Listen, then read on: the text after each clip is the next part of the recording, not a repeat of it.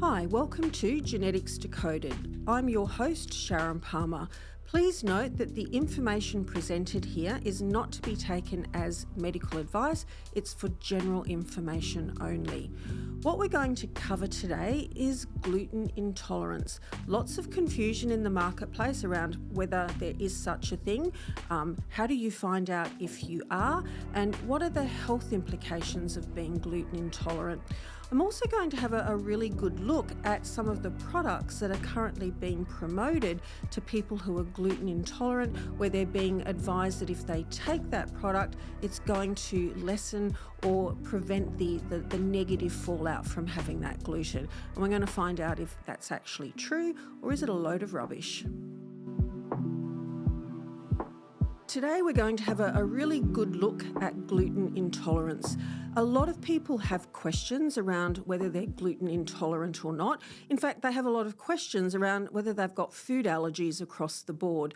And we're not going to cover all of those today, but we're really going to go in and have a good comprehensive look at what it means to be gluten intolerant. There are a lot of people out there who believe that there is no such thing as being gluten intolerant. It's just simply very trendy and everyone's just on the bandwagon, and that, we should get a little bit real and just go back to eating foods. That's not true. There definitely are people who are gluten intolerant, and on the flip side, we have people and we have a lot of practitioners who believe that across the board, everybody is gluten intolerant, or if not fully gluten intolerant, that would benefit from removing gluten because it's just bad for you. And that's also not true. And what you want to do is know for certain, do you need to remove gluten, or is it okay to keep in your diet? One, if you need to remove it and you're not, there's some implications around your health. But if you're not gluten intolerant, why would you want to go to all of that effort and expense to remove something that at the end of the day isn't going to impact too much around your health? So what we're really going to cover today is, how do you find out if you are gluten intolerant? Which camp do you fall in, yes or no? What are the health implications? So it's not, when you're gluten intolerant, it's not about whether you just have a few little gut symptoms and so someone says, well, it doesn't really matter whether I am or not. There's no health consequences for that. We know that that's not true. So we're going to look today at what it means to be gluten intolerant and how it can impact on our health. And the other thing we're going to look at is we're going to do a review of a range of products that are out there in the marketplace. So they're promoted directly to the consumer, or they're promoted to your practitioner, who will then recommend them to you. And what we're being told is that these products will help to protect us from being gluten intolerant. What I'm going to look at today is, do they work, or are they a load of rubbish? And that will be interesting because a lot of people are spending a lot of money on them, and we want to know, is it a good option for you, or is it something you want to stay away from? The first thing to look at is, is there such a thing as being gluten intolerant? And we know from genetic research that that's an absolute yes to that question. When we look at the hereditability of gluten intolerance, it's up to 80%. So that's really high. So this is where if you've got a family history of, particularly with someone with celiac disease, we know that celiac disease is directly correlated to being gluten intolerant, is if you've got a family history of celiac disease, you want to go in really early and find out whether you are gluten intolerant or not.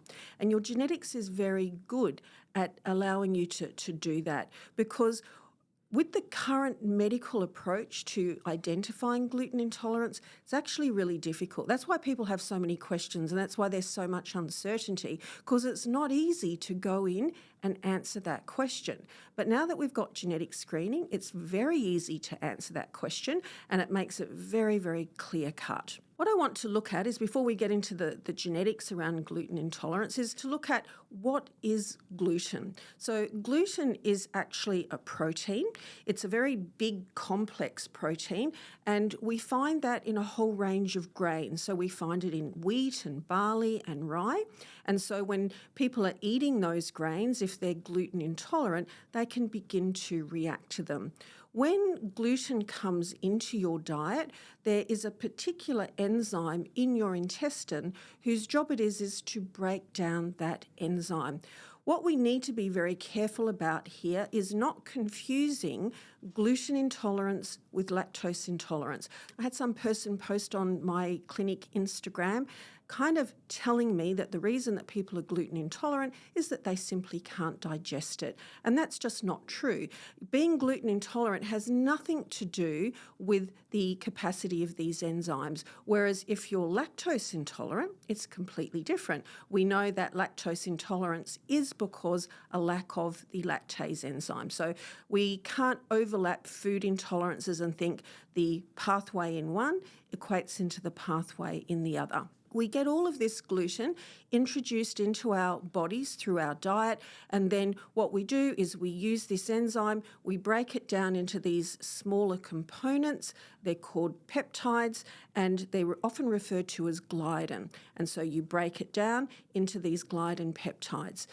It's not just through eating these grains that you will now be exposed to gluten. Food manufacturers love gluten. It's buried in a lot of products. And that's the thing I see clinically is when I tell people that they're gluten intolerant, they come back and they're like, oh my goodness, it seems to be in everything I eat. I remember one of my patients that we kind of said, you're gluten intolerant. She decided to go through her pantry and her fridge and to put everything on the table that had gluten in it. And by the time she finished, there was almost nothing left in her pantry.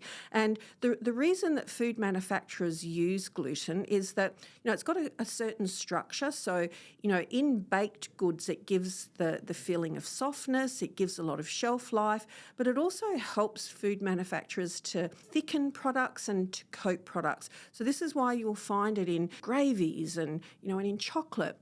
It's not there because it's, when I introduce grains, it's the properties that it has. And so for people who are gluten intolerant these days, the real challenge is that so many of the foods that you're eating contain gluten. And you really need to go through the process and work out what you can and can't have. The great news is that, manufacturers are coming to the fore as people are paying more attention to their food intolerances, and you will see a lot more gluten-free products out there. So it is getting easier and easier to find them, but if you're not specifically looking, you will be having gluten probably at least once a day if you're not paying attention. Let's have a look now at why people are gluten intolerant. It is a genetic trait, and the reason that you're gluten intolerant is because you will have risks. You'll have genetic variances within your immune cells itself. When we talk about food intolerances and food allergies, when your immune system is reacting to a food, it really falls under the category of an allergy. When we're talking about gluten intolerance, we really should be referring to it as a gluten allergy. The problem is we have certain phrases that have been adopted. We use gluten intolerance across the board, but it is an immune issue. I don't know whether any of you are fans of the Matrix movies and whether you remember these things called the Sentinels. They were also kind of referred to as squiddies. So they had these kind of big heads and they had all of these little tentacles that came from them. You've got these immune cells called antigen-presenting cells, and they look exactly like those sentinels. They've got all of these little kind of tentacles or receptors all over them. When you're gluten intolerant, you have a variant in the way that receptor works. So one of those receptors, its job is to be looking out for gluten. So when we eat food, you've got to realise that food has a whole range of these foreign proteins. So food is introducing all of these proteins that could, be problematic for your immune system. When you're eating food, you're introducing a whole range of bacteria and fungus and a whole lot of things. And all of these have the potential to impact on your immune system. On a day-to-day basis, your immune system is paying a lot of attention to the foods that come into your diet. Now, we know from research that when you eat, all of these antigen presenting cells really start to migrate down to the digestive system, because it's like food is coming in, we need to check out what's happening here. Is there anything that's going to put us at risk? And so these antigen presenting cells with their little kind of tentacles and receptors are constantly sampling everything. If a bacteria comes in, it's going to pick up a fragment of that bacteria, and it's going to present it to your immune system. Now, in people who are gluten intolerant, that receptor in the antigen presenting cell is not working the way that it should do. What it should do is, if it comes across gluten or gliadin, it should pretty much go, oh, that doesn't bother me, no problem here. But in people who have got the genetic risk factors, the antigen presenting cell perceives gluten as something that is going to do you harm, and it picks up a fragment of that gluten, and it presents it to very specialised cells of your immune system.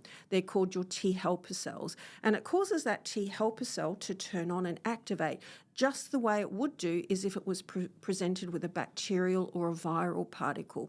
That TH cell then turns around to the rest of the immune system and says, let's go. We've got something that is going to harm us, and what we need to do is to now protect ourselves. And when that T helper cell starts to talk to the rest of the immune system, it does it through these inflammatory markers. So you all know when you get a cold or a flu, part of what you get is this inflammation. That is also happening in the background when your body is being told to react to gluten. So this is where we see this very strong inflammatory triggering from things like gluten and other food intolerances. You have all of these inflammatory cytokines, they go off to different parts of the immune system, and you get quite significant immune signalling. And we also know that it leads to the production of something called Th17. And Th17 underpins all autoimmune disease. So this is why when we look at celiac disease, which is an autoimmune condition, this is why eating gluten can lead to celiac disease, because you're triggering T helper cells, inflammatory markers are triggering immune response, autoimmune response, and what happens is the body begins to produce these celiac antibodies. They go in, they destroy the little villi that line the intestinal tract. The thing is, it's not just celiac disease that can be triggered in this way. And we'll have a look at, later in the podcast, just, some of the other pathways and the other autoimmune disease that can be triggered. But that is the mechanism by which you are gluten intolerant. It's got nothing to do with the amount of gluten. It has nothing to do with the way you digest it. It is because your immune system is reacting to that gluten because of the risks, the genetic variances in the antigen presenting cell.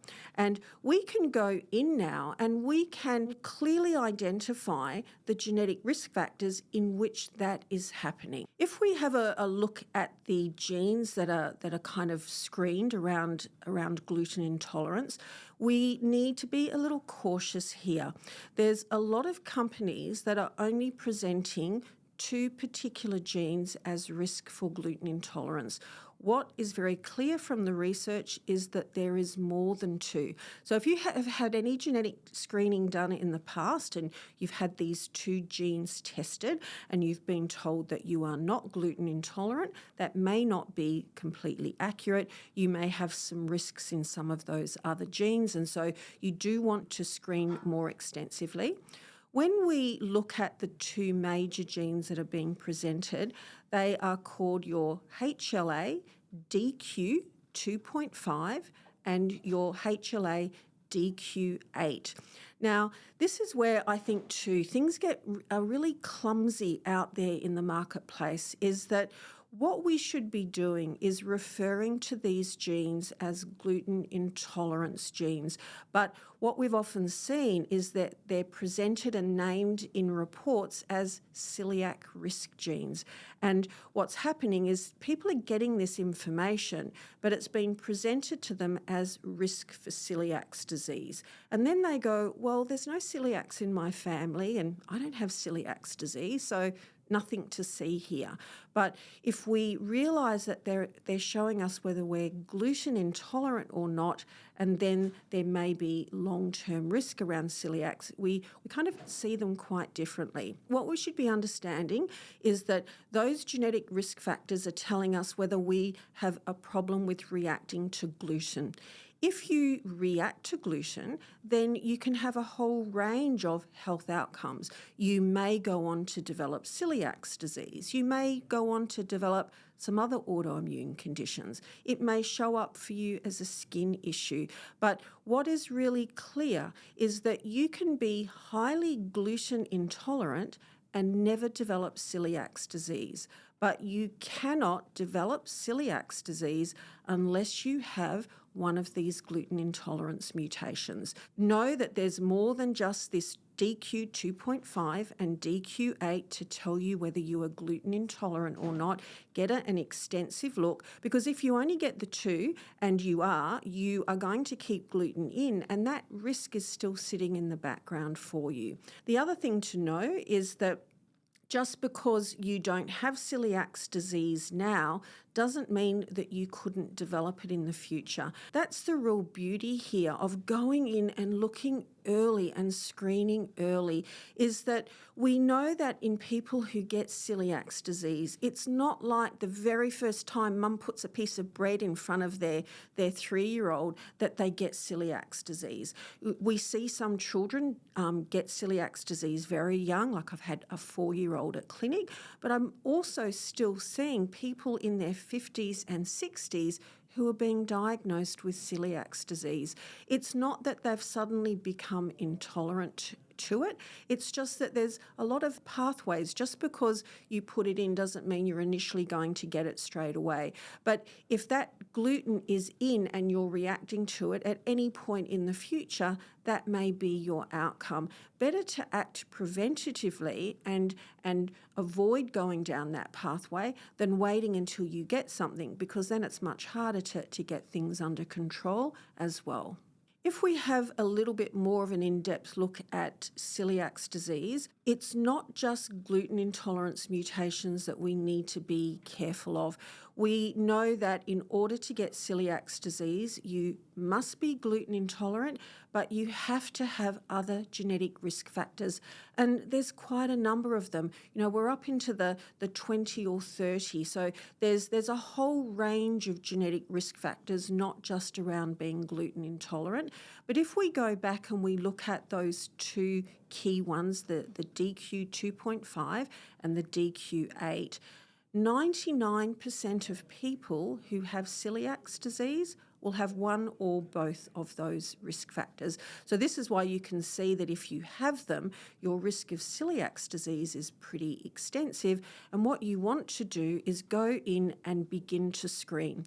Now, that's another area that is really kind of grey and misunderstood out there in the market right now. If you don't do your genetic testing and you're trying to find out whether you're gluten intolerant or not, what you will be told to do is one of these things. Someone will say to you, go away and eat gluten and see if you get any symptoms.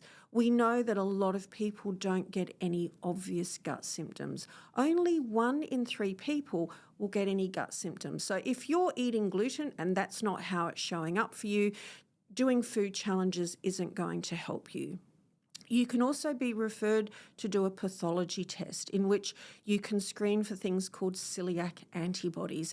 Now, if those celiac antibodies come back positive, we know that you have active celiac disease and therefore you must be gluten intolerant. But again, you've already developed this really serious disease. That's quite late in the piece. It would be better to find out early and prevent that.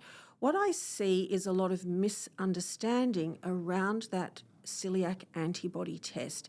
If it comes back negative, the only thing that you can interpret from that test is that I currently do not have celiac disease. But what I hear a lot is that patients are being told that, oh, that means that you're not gluten intolerant. So your celiac antibody test is negative, you're not having a problem with gluten, so don't worry about removing it from your diet. That is completely wrong information.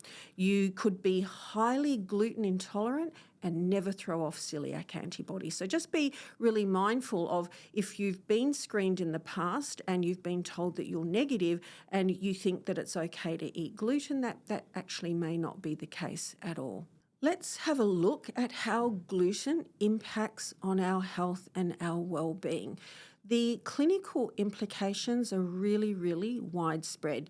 Now, for a core group of people, there will be these obvious gut issues. So they'll eat gluten, they might get some cramping, they might get some bloating, some diarrhea, could be any one or all of those. But as I mentioned earlier, only 1 in 3 people are getting those obvious gut symptoms.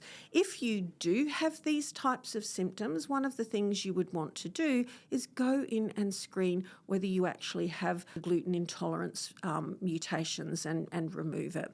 We know that it can lead to a lot of skin issues. So if you've got, itchy skin, there's certain skin conditions that are directly tied back into gluten intolerance. It doesn't mean that everyone with a skin condition is gluten intolerant, but you'd want to find out for certain.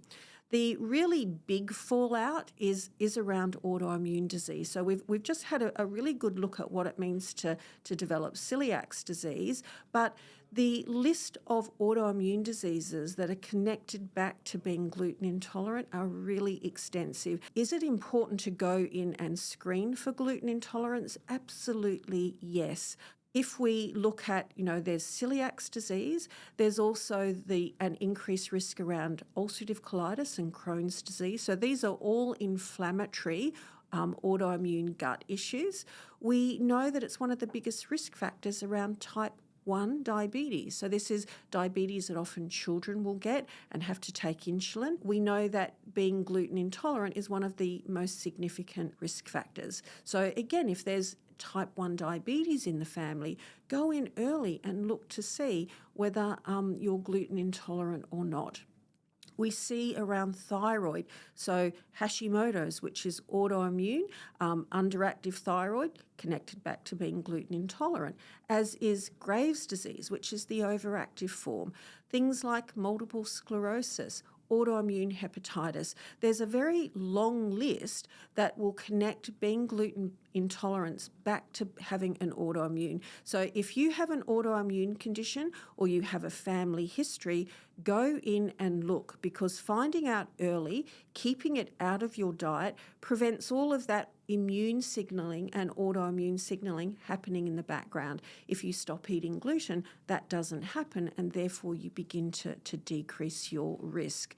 We know that part of this immune response to gluten is the triggering of something called IgG. It's an immunoglobulin. It's one of the few things that can cross your blood-brain barrier. And this is why for some people who are gluten intolerant, they feel like they get all of this brain fog. They can't think clearly. They just, everything's kind of sluggish. And it's interesting because when I see patients who find out that they're gluten intolerant and they remove it, and then something happens and they put it back in for one reason, or they have it and they don't realise it, they go like almost immediately that sense of brain fog comes back. So this is where too, when you're trying to figure out if you're gluten intolerant, it can be showing up in so many obvious ways and not so obvious ways, but a lot of people don't connect that feeling of brain fog or foggy thinking back to the food that they ate. So again, just being aware that it can show up in lots and lots of different ways. We know that if you're gluten intolerant, it can impact around the way that your gut microbiome has been colonised. And so you'd want to go in and do some work around the gut microbiome. Not only does it change the type of species that may or may not be in your in your gut, it also changes the metabolic activity of that gut microbiome. And even though we're hearing a lot about how important the gut microbiome is, it is really the metabolic pathways that do most of the significant work. And so these are often called things like KEGG pathways, KEGG, and we know that gluten intolerance is shifting those things. And the other issue I have around everyone being told that gluten is bad for you and you just simply need to get rid of it is that gluten, some of the grains that are in gluten, are very beneficial for a whole range of our gut species. So this is why we should be cautious of just saying, I'm just going to remove it because it's going to be good for me, without even thinking about the negative impact it might be having on your gut microbiome. When you remove some of these gluten-based grains, there can be certain keystone species in your gut that really start to struggle. And you don't want them to be low because that will create problems for you in other ways. So this is why you want to have a really a clear idea of what you're doing and why. And even if you remove gluten, you may need to focus on supporting these keystone species with other key foods in your diet. It's like doing things with an understanding so that you don't create problems that you didn't even realize, and making sure that you're compensating for some of the risk factors that are associated with removing key food groups as well. Let's have a look at the products that are being marketed to people who are gluten intolerant. In what they're being told is that if you take this product, it's going to help you break down your gluten and therefore you're not going to react to it. There's more and more of them coming into the market, and I've done quite a bit of research in that area. My first introduction to one of these products was a couple of years ago. I went to an industry expo and there was one of these manufacturers there promoting this product. So I went up and I said to the rep, please give me some information. I was really interested, like I deal with people who are gluten intolerant. And I got this amazing spiel about this product. If I was gluten intolerant, I could eat this product and it would break it down, and it was all great. And I understand the mechanisms by which someone is gluten intolerant, and I said to her, I don't believe that is true, because it's actually an immune reaction. You changing the way you digest that product can't change those outcomes. And the minute I came across as knowing something around gluten intolerance, that whole spiel was then pulled back. Oh no, it's not going to prevent you from having these reactions. It's just going to alleviate some of your symptoms. So I think we see a lot of marketing hype to practitioners, but also to direct to the consumer. And what I did is the other week I went online and I looked at a product called Gluten, and I thought, what are they saying about that? So they've got this lovely little brochure. They talk about it being clinically proven. They kind of explain to you how it's going to help you. They have pulled in some prominent athletes to promote this, and I decided to go in and look at the research that sat behind that product. The first thing, that research was 2014. So in the last 10 years, we've learned a lot about gluten intolerance. We know that it's an immune reaction, not an issue around not digesting it, not making enough enzymes. And that research took 20 people. That is an incredibly small sample size, and they divided it into two groups. So they were all people that had previously had celiac disease and were under control. And in one group, they gave a placebo, and in another group, they gave this Gluten. So there were 10 people who were given this Gluten. They were only given it for 14 days. That's a very small period of time. And 2 out of the 10 people that were taking the Gluten needed to stop because they ended up with quite significant symptoms. The big thing around this product, it was being promoted as being clinically proven. The statistics did not prove that in the paper. It was not statistically significant. So you cannot say that it was clinically proven. So I think we need to be really cautious around all of this marketing hype. I went in just actually this morning and I looked and I thought, have we seen any more research around these products? Because there's quite a lot of them in the marketplace right now. So there was a researcher from 2021, so much more recent, who looked at 8 of these products that are being presented in the marketplace. The first thing to know is any research that is being done by these manufacturers is usually what we call in vitro research.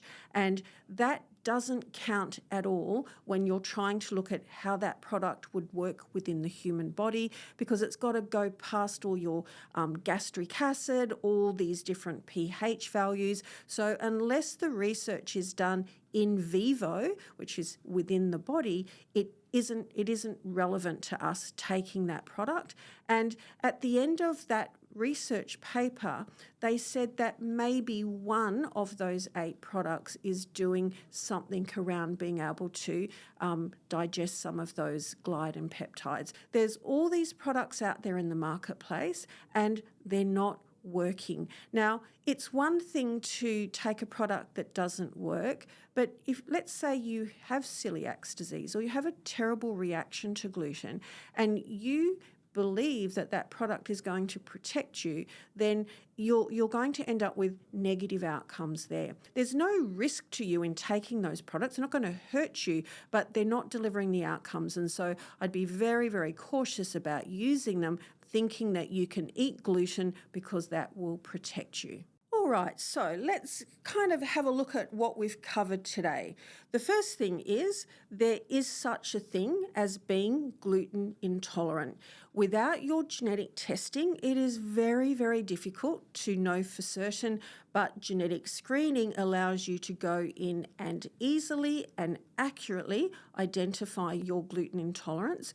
You want to find out. I would encourage people to find out, especially if they've got things like autoimmune and celiac disease in the family. You can go in and look early, and that way you can remove it and prevent certain outcomes from occurring. And when you're out in the marketplace buying products that might have been marketed to you around being able to eat gluten and break it down, is exercise a little bit of caution.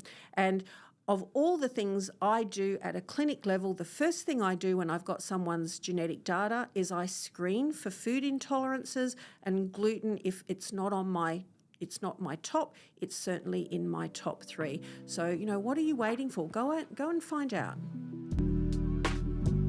Thank you so much for listening to Genetics Decoded. If you enjoyed the episode, please remember to subscribe, like, and share. Tell your friends all about what we're doing, because we truly are individuals. Your genetic data can be used for you to make much better decisions around your diet, supplements, and lifestyle. Join me each week to find out how.